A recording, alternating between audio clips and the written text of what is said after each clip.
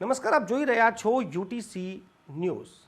આપણા દેશમાં કાયદાથી ઉપર પણ ધર્મ છે અને વાત જ્યારે ધર્મની આવે તો થોડા ઘણા કાયદા તૂટતા પણ હોય તો લોકોને એનાથી કોઈ પરેજી થતી નથી।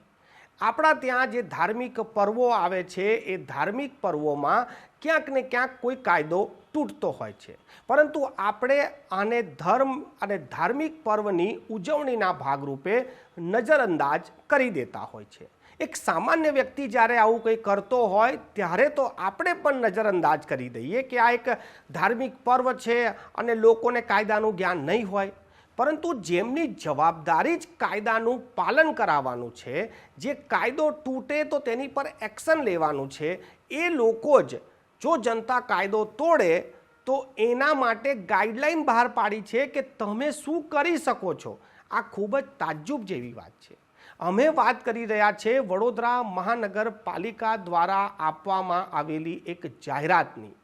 વડોદરા મહાનગરપાલિકાએ એક જાહેરાત પ્રસિદ્ધ કરી છે કે હોળી પર્વની ઉજવણી જાહેર માર્ગો અને જંકશન પર હોળી જો પ્રગટાવી હોય તો કઈ રીતે પ્રગટાવી।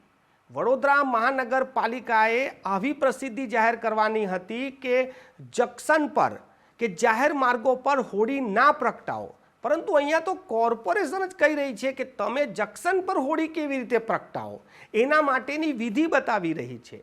આ વડોદરા મહાનગરપાલિકાએ જાહેરાત આપીને આખી સંપૂર્ણ માહિતી આપી છે કે જો તમે સીધી જ હોળી પ્રગટાવી દેશો તો ડામર ઓગળી જશે, ડામર ઓગળવાથી રોડ તૂટશે, પરંતુ તમે એક છાણનું લેયર બનાવો, ઈંટોનું લેયર બનાવો, ત્યાં માટી નાખો અને ત્યારબાદ હોળી પ્રગટાવો।